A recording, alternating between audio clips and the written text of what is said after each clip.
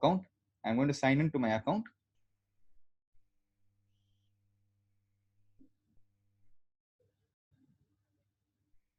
So I'm going to go ahead and sign in using root account credentials.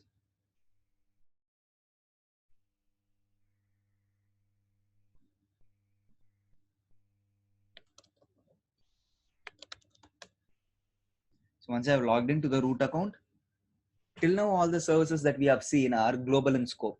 IAM is global in scope. S3 is global configuration in scope, but then buckets are regional. CloudFront is global in scope because it utilizes edge locations. But right now, when we look at EC2, EC2 is region scope. It's not in global scope. So when you choose EC2, you can also choose any other region that you want to launch your virtual machines. Okay. So we are going to go with launching an, okay. So before launching an instance, okay, let's just look at this dashboard. So in this dashboard on the left side, you have under instances, you have spot, you have reserved, you have dedicated host. These are the three pricing models that we looked at, and any instance that you launch right now, that comes under the on-demand pricing model. Okay, so whenever you're demanding, you're getting that capacity. So when you go through this wizard of launching an instance, it's called as on-demand pricing model. And then over here you can see AMIs. So all of your custom AMIs can be listed over here. And then you can also see under Elastic Block Store, we have volumes, snapshots, and lifecycle manager. Okay, so these are the configurations that we are going to look at today. So let's go ahead and look at reserved instances first, and then I'll show you as to how to go ahead and launch a virtual machine. Let's look at these three. So let's start with reserved instances. So when we saw the pricing model about reserved instances, we saw that it should be, you should commit to a particular time period, which is 1 year or 3 years. So let's go ahead and purchase a reserved instance. So you can see over here, you can choose the platform that you want, whether it's Linux or Unix, or whether you want it with an additional software like SQL Server, or you want to go with SUSE Linux or Red Hat Enterprise. So you get it, right? So these are the operating systems that you can choose. I'm going to go with Linux and Unix. You can also choose your tenancy, which is going to be default or dedicated. Okay. And then in your offering class, you can choose whether you want convertible or standard. I didn't speak about this in the slide, is because this is again not part of the exam. But then when you go for standard offering class, it means that in this 1 year period of time that you're going, 1 year or 3 year period of time that you're going to commit to using this capacity, you will not be able to change the capacity, which means you will not be able to change your RAM, which means you will not be able to change your operating system, which means you will not be able to change your virtual CPUs. But then if you go with convertible, you will be able to change these within the term commitment period. So you'll be able to change your operating system within the year. You'll be able to change your virtual CPUs or your RAM. So if you want to go ahead with that kind of an offering, you can go with your convertible offering class. But if you want to commit to 1 year or 3 year period and you don't want to change any of your configuration, you can go with standard. Okay. So that means for the entire commitment period that you're going for, you will never be able to change the capacity of your virtual machine. But if you go with convertible, you will be able to change your capacity. So I'm going to go with standard over here, which means I'm not going to change any configuration for the term period that I'm going to commit for. The term period I can choose between 1 year or 3 years. So I'm going to go with 3 years. And then you can see I can choose all the instance types that are listed over here. You can see the instance type starts from micro, nano, small, medium, large, extra large, 2 into extra large, and so on. Okay, you can also see big instances like 24 into extra large. So while we launch an instance, I'll show you as to how much memory and CPU these virtual machines have. Okay, so I'm going to go with the smallest one, which is T2 micro. And then under payment option, you can see that we have 3 options to pay for reserved instances. One is doing the entire payment upfront, or not doing any payment upfront. And the second option, or the middle option, is paying the partial money upfront, and then the rest of the amount you will be paying it on per month basis. Okay, so you can go with all upfront value, you will get the maximum discount. So I'm going to search. So they are giving you a term period of 36 months, which is 3 years. They are giving you an upfront price of $115 for T2 micro. Okay, so generally when you go with T2 micro's pricing, let's just compare it. T2.micro price, on demand price, something like that. Okay, so you can see that T2.micro's on demand price, when you open this and you scroll down, T2.micro's on demand price is $0.0116, okay, per hour. So when you go with $0.0116 per hour, into 24 hours into 30 days for a month into 12 for a year into 3 for 3 years.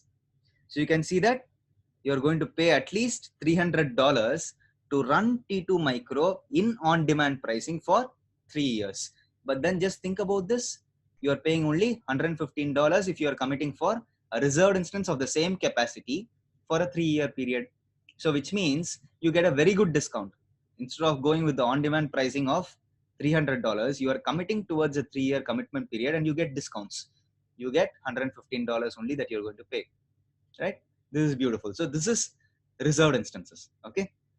So you get that. So now if you go ahead and add it to the cart and then you go ahead and view the cart and then you pay for this reserved instance, automatically that reserved instance will be provisioned in your account. Okay. So that's it about reserved instances. And when it comes to dedicated host, we saw that dedicated host is the entire host that is given for you. Okay. So on that dedicated host, you will be able to launch any other virtual machines that you want to launch also. So right now, dedicated hosts you will not be able to launch because you will have to talk to AWS support in order to even increase your limits to launch a dedicated host. But you can read about the description, and we spoke about this also in the pricing models. So he says that you have visibility over how your dedicated hosts are utilized, and you can determine as to how many sockets and cores are being installed on the server. It allows you to bring your own license scenario. So if you already have a software that is complying to certain licensing policies and so on, you can go ahead and install that software on a dedicated host. So the entire cabinet is given to you. You are not sharing your hardware in the background. Okay. But there are certain on-demand use cases wherein if the availability zone, in that availability zone, you will have a server. You using a particular AWS account and launching a virtual machine will be on that server. Any other person having another AWS account launching a virtual machine can also be on that same server, but you are isolated at the hardware level. Okay. And you are isolated at the account level. You are isolated at the VPC level of that region. Okay. So let's go ahead and look at launching an instance. Okay. And then while launching an instance, we will talk about Spot. So I'm going to click on launch instance. So you have to remember all of these configurations frame by frame. The more you start creating virtual machines, the more comfortable it will be for you.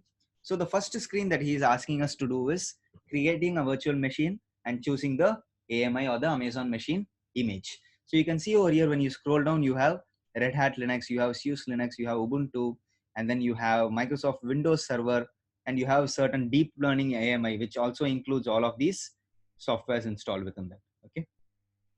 So you can just scroll through all of these AMIs, but I'm going to go with the basic one, which is Amazon Linux AMI. And over here, you can see it is of type SSD volume type, which means it's EBS backed. And you can see it's not instant store back, it's EBS backed. And then you can see over here, the default image includes command line tools like Python, Ruby, Perl, and Java. So it also includes repositories like Docker, PHP, MySQL, PostgreSQL, and other packages for you to install using those repositories. And you can see that the AMI ID is a distinguished ID, a distinct ID that is denoted to an AMI in this particular region. So if you take any other region and you see the same AMI in that region, the AMI ID alone will be different. Okay. And you can also see over here, so an AMI is nothing but an operating system, an application server, and applications already installed onto it. Okay. So we are going to go ahead and select this operating system, which is 64-bit operating system. And over here only you can choose your configuration of virtual CPUs and memory. Okay. So I'm going to go with T2 Micro, which is one virtual CPU and 1 GB of RAM. But then if you scroll more down, you can see that there are big instances like 96 virtual CPUs, 384 GB of RAM. So these instances are very costly. It costs $4 to $5 per hour to launch these instances.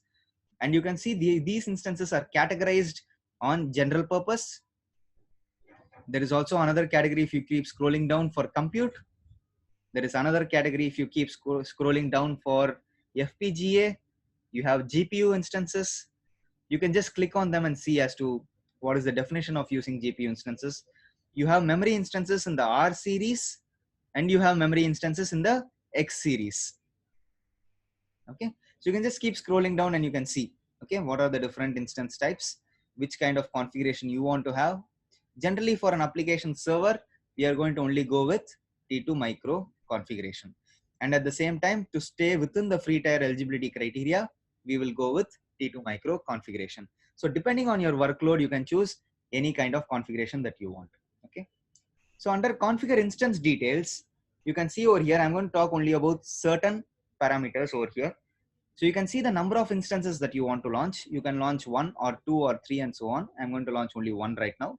And the purchasing option, you can request for spot instances. So even at spot instances, you have very good discount rates, because we saw that the price of T2 micro itself in on-demand pricing is $0.0116.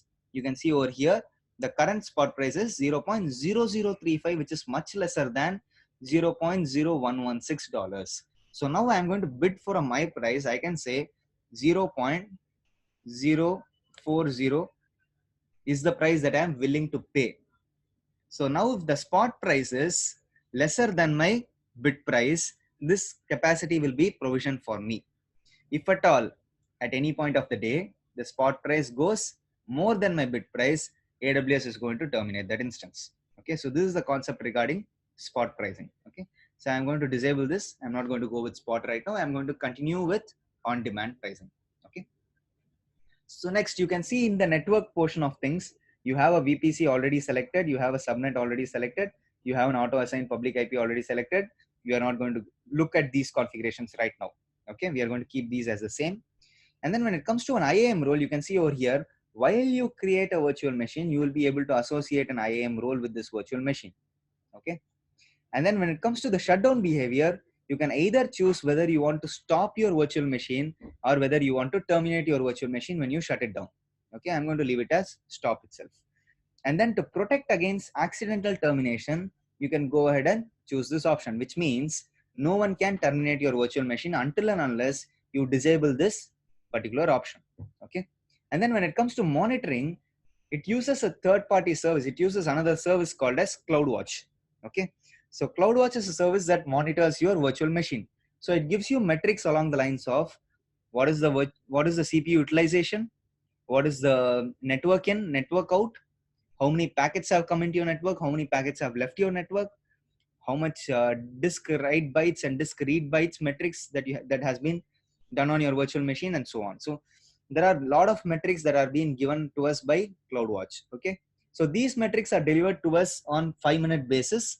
But if you want to enable detailed monitoring, which includes more charges, you will be getting that in a granularity of 1 minute. Okay, so by default, if you leave it like this itself, you will get 5-minute interval metrics from CloudWatch for your virtual machine regarding CPU utilization, network utilization, disk utilization, and so on. Okay. And then we are not going to talk about tenancy or elastic inference, but then in tenancy, you can either launch this virtual machine on a dedicated host, or you can launch it as a dedicated instance, or you can share the hardware. So which means when you go with shared hardware, it means that in the background, in that availability zone, in that server, in the availability zone, this particular capacity is going to be provisioned for you, and any other person in any other AWS account is also going to share that same server. Okay, so that means many people are sharing that server's capacity. Okay, in that particular availability zone. So in the advanced details, you will be able to go ahead and present your own bash script. So you can write your own bash scripts over here. Okay, so I'll show that as a separate lab. So next we will walk through the setting of adding an hard disk. Okay, so under hard disks, you can see that the root volume, which is where your operating system resides, AWS allows you to choose only provision, magnetic, and general purpose. Okay, we didn't speak about magnetic storage. You don't need to concern yourself with that because it is going to be decommissioned soon. Okay, but then you can see that the SSD and HDD that we spoke about was general purpose SSD and provision IOPS SSD. Okay, so over here you can also go ahead and choose to whether you want to encrypt this particular root volume using AWS KMS, which is key management service. And at the same time, if suppose you terminate your virtual machine, do you want to keep the volume or not? That setting is determined by this delete on termination.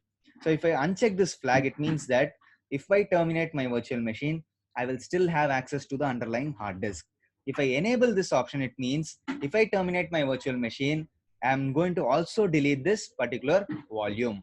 Okay, so I can also choose to add any new volumes. So when I choose to add any new volumes, I will also get the cold hard disk and throughput optimized hard disk. But for the root volume alone, AWS recommends using general purpose SSD and provisioned IOPS. So within the free tier eligibility criteria, inclusive of all the volumes that you use, you can get up to 30 GB of storage. And after you utilize 30 GB of storage, you're going to be presented with cost. Okay. So I'm not going to add any additional volume. I'm going to keep it as the root volume itself. Okay. And then I'm going to add tags. Tags are a way to denote, like how we saw it in S3, tags are a way to denote as to which project this particular virtual machine belongs to. So I'm going to give a name for this. I'm going to call it as a web server. And then I'm going to also say the project name that this is associated with this Caliber project. Okay. This virtual machine is associated with. So if you go ahead and download your cost report for that particular month, you can see as to how much these resources cost for this particular project. So for all the resources of the project, have a common key value pair that you associate with all the resources for that particular project. Okay. So under configuring a security group, this is where you go through the configurations of your firewall. What traffic you are going to allow into your virtual machine. And by default, the traffic that you allow into your virtual machine only will be allowed, and all the other traffics will be by default rejected. So I'm going to create a new security group. I'm going to call this as web server SG, for SG as short form for security group. And then you can see over here, I can keep adding any protocol that I want to allow. So there are default protocols that AWS has given us. So one such default protocol is SSH. So when you go with SSH, it is not recommended to open SSH to the outside world, which is the outside world is denoted by 0.0.0.0/0. We are going to tie it down to my IP address. So my IP address in the sense my public IP. So if I go over here into Google and I type my IP, you can see over here 49.207.135.217, 49.207. That's the way they have beautifully written their code in the background to automatically detect your public IP. So I'm going to add one more port, which is port HTTP, and I'm going to leave it as open to the outside world. So if suppose I convert this web server, okay, and I install a web server into this virtual machine, okay, then I serve an endpoint page, which is an index.html page. I want to be able to access that index.html page on port 80. Generally, all web servers run on port 80. Okay, you have only certain web servers that run on port 8080. So if you go ahead and expose any kind of application, always ensure that that port is open in your security group. If you're not able to view the website, it means you have to go back to your security group and modify it to allow that particular port's access. And whatever you allowed on inbound, automatically that traffic will be allowed on outbound. That's why security groups are stateful in nature. So whatever traffic you allow on inbound will be automatically allowed on outbound. So let's go ahead and review and launch. Let's go ahead and launch. So this is the concept of security. This is the third layer of security within your VPC. This is called as key pairs. So key pair is nothing but a public key and a private key. The public key is already associated with your server. You only have to provide your private key, and only if your public key and private key matches, you will be allowed access into the operating system of this virtual machine. The operating system that we chose was Amazon Linux AMI. So I have certain keys with me already, but then I'm going to go ahead and create a new key. I'm going to give this key a name. I'm going to call this as web server NV. Okay. Always use a same key for across virtual machines if possible. Okay. So when you create a new key pair, you will still not be able to launch the instance. You can only download the key pair and then launch your instances. Okay. So to reiterate what key pairs are, it's nothing but a private key and a public key using RSA encryption strategy, 2048 bits. What happens over here is that Amazon internally stores that public keys content into your virtual machine, and you have to provide your private key. So therefore, we are going to provide this key while logging into the operating system of this virtual machine. Let's go ahead and launch this virtual machine. So when you click on view instances, it takes you back to the home page where you can view all the instances. I'm going to type web server. Okay, so right now the instance state is in pending, and these are the instance metadata. That is data about the instance. So you can see over here, it automatically got a public IP. It automatically got a public DNS. This public IP is the IP that we use to access this particular virtual machine from the internet. The private IP is what this virtual machine uses to talk to other virtual machines within the VPC. Okay. So you can see by default, we didn't still speak about VPC, but we will look at that. So the public IP to talk to other virtual machines within the VPC or within its network. And you can see the key pair that we associated. We didn't associate any IAM roles still. Okay.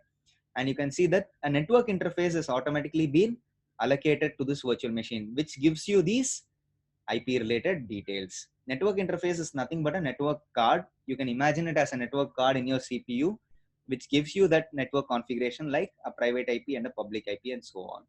So the security group that you configured that allowed access on port 80 and 22 are associated with the network interface card. Okay. So you can view your inbound rules over here. You can view port 80 that you have given to the outside world and port 22 which you have logged down to your IP address. So you can see that on-demand capacity has been provisioned to us within minutes, and this virtual machine is in the running state. So now I'll be able to log into this virtual machine. So what I'm going to do is I'm going to copy this key pair into a common folder that I generally have for key pairs. So I'm going to go to downloads. I'm going to take that key pair, copy, go to documents, MacBook files, key pairs, paste it over here. So now once I have done that, I'm going to go ahead and use terminal. Since I'm using a MacBook, I'm going to use a terminal to go ahead and do a login into that virtual machine. So I'm going to zoom this so that you guys can see. Okay. So the command that you use to go ahead and log into the virtual machine using a MacBook is going to be SSH EC2-user, which is the default username for Amazon Linux operating system. So you will have to remember the default usernames across operating systems. So for Ubuntu, it is Ubuntu. For CentOS, the default user is CentOS. For Amazon Linux AMI, it is EC2-user. For Alpine operating system, it is admin, ADMIN, admin. Okay. So you're going to, since we have used Amazon Linux AMI, we are going to go ahead with EC2-user. Let's go ahead and get the public IP of that server. So let's go ahead and copy the public IP. Since I'm accessing it from the internet, I have to use the public IP. I can't use the private IP because it is within the VPC. Okay. And then I have to specify a flag, which is -i. And then I have to specify the path for my key pair document, MacBook files, key pair, and the file name that we gave was web server nv.pem. So immediately when you do this enter, it's going to give you a small error. That error is going to be that your key pair is not protected. Okay. So generally when you face an error such as this, you will have to modify the permissions on the key pair using the chmod command. Okay. To restrict only read access to that key pair. Okay. So I'm going to do chmod 400 and I'm going to paste this entire link to my key pair. Okay. So once you have done the chmod 400, which means you have limited the privileges on that key pair to only read access, you can now execute the same command and then you will be within the virtual machine. So when you execute the same command right now, it states EC2 Amazon Linux AMI, which means success. You are within the virtual machine. So you can see over here from Akshay's MacBook Pro, Akshay PK, it has gone to EC2-user at the private IP 172.31.93.158. 172.31.93.158. So since you provided your key pair, where does AWS go ahead and associate the public key? That's something that you have to think about, right? Because AWS places the public key somewhere and then you provide the private key, right? But where does AWS store the public key? It stores it in a folder called in the //.ssh. Over here you can ls and you can see under the authorized keys, if you cat authorized keys, you can see this is the public key that AWS has automatically associated with your virtual machine. You are providing your private key, and until that private key is matching with this public key, you will not be allowed access into your virtual machine. So since we provided everything in the right manner, we were able to access the virtual machine. Okay. So let's go ahead and terminate this virtual machine. Okay. Or do you let's use it for another purpose. Okay. Let's go ahead and use it for the EC2 instance metadata. How do you view the EC2 instance metadata from your virtual machine? So I'm going to go back to CD home/EC2-user. Okay.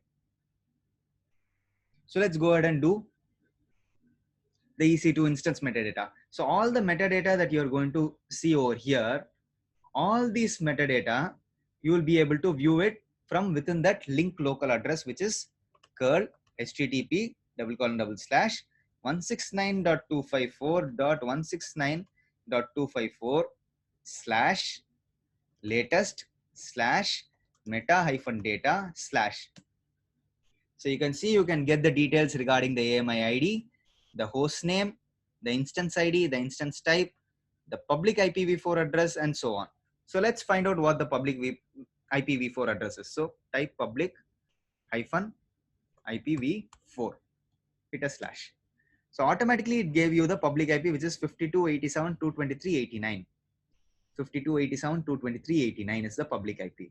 So you can see that you can access all the instances related details or metadata just by curling this particular URL from within the instance, from within the operating system of the instance. Always remember that.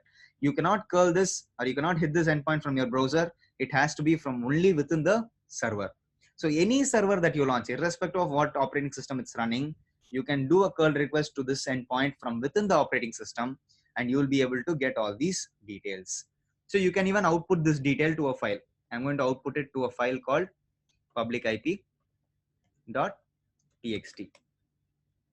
So now if I go ahead and view the contents of that publicip.txt using the cat command, you can see that we have written that output to a file. Now this file, I can go ahead and upload it to S3. So let's do the upload to S3. But before that, since the Amazon Linux AMI also comes with your AWS CLI, let's do AWS S3 LS. It's not able to access because there is no credentials that have been configured. So that means there are two ways to access S3 right now. One is by doing AWS configure and presenting your access key ID and secret access key, and then that user should have access to S3. The other way to go ahead and access S3 is through IAM roles, because generally creating access key ID and secret access key is not a good practice. We will go ahead with IAM roles. So let's go ahead and create an IAM role right now. So services, let's go to IAM. Let's go to open it in a new tab. Let's open up IAM. Let's go to roles. Let's click on create role. So over here under create role, you can choose as to which service you want to create that role for. That service that you want to create the role right now is, you want to allow EC2 instances to call other AWS services on your behalf. So you're going to choose EC2 right now, and then you're going to click on permissions, and then you are going to choose the S3 full access policy. So that means this role which is going to be associated with that EC2 instance that we have running right now, we are going to attach the role to that EC2 instance, and that policy that is going to be attached to that role is going to give that instance full access to S3 service. You can also create your own customized policy like how we saw it in IAM, and also provide that policy as the access over here. But then just for simplicity's sake, we are going with full access. I'm going to click on review. I'm going to state this as EC2 S3 administrator access policy, or administrator access role, because this is a role, right? It's not a policy. The policy that we have attached is Amazon S3 full access. So always give meaningful names for your roles and descriptions. So once you create the role, go back to EC2, go to actions, click on your server, go to actions, instance settings, attach replace IAM role. So this feature was brought out in the year 2017, wherein not only during the creation of a virtual machine, you will be able to attach an IAM role. Even after that virtual machine has been created, you will be able to attach an IAM role. So I'm going to click on attach replace IAM role. I'm going to choose the IAM role over here, which we gave it as EC2 S3 administrator access role. So now this virtual machine is going to get temporary credentials to access the S3 service from that IAM role, because the policy has been attached to that IAM role, which states you have full access to S3. Click on apply. Now go back to your virtual machine and type AWS S3 LS. You get all the buckets. Previously it's specified unable to locate credentials. Now since you attach the role, you are able to access all the buckets in S3, which is beautiful. Now let's do one more thing. Let's go ahead and run a web server within this. Since we have access to S3, let's run a web server within this virtual machine. So this virtual machine is like your computer. you have to install some of the softwares that you want. So I'm going to install a software called HTTPD, which is a lightweight web server. Okay. So onto this virtual machine, I'm installing a web server. Okay. So I'm installing that web server using the yum package manager.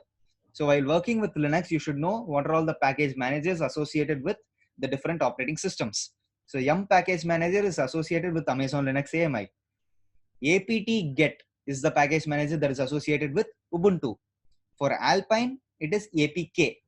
Okay, so you have to remember these package managers so that using these package managers, you will be able to install additional packages. This -y I'm stating that if I don't state this, it will ask me for a prompt of yes. Okay, so right now it's not able to detect because it's saying you need to be root to be able to perform this command. So right now I am EC2-user. To elevate my privileges to super user, I'm going to say sudo su. So from EC2-user, I have become root. Now if I go ahead and install HTTPD, it is going to go ahead and download all the packages regarding HTTPD and also install other dependency packages. And then it's going to ask me whether this is okay or not. Instead of specifying y over here, that's why I specified -y while doing the install command itself. So once this package has been installed, you will get access to a particular folder called var www.html. So within this folder, if you present all of your front-end assets like your HTML, CSS, and JavaScript files, it will be served by the web server called HTTPD. Okay, so let's do a copy command from one of the AWS S3 buckets. Okay, so we are going to say AWS S3 ls, and within which we have a static website hosted bucket called DP static website hosting. And this bucket contains only one file that is called as index.html. How do you find that out? AWS S3 ls S3 // DP static website hosting. So you're listing the contents of the bucket using AWS S3 ls and specifying the bucket name. So you have an index.html that is present within this bucket. This index.html that is present within the bucket in S3, you're going to copy it into the folder called HTML, okay, which is within your server.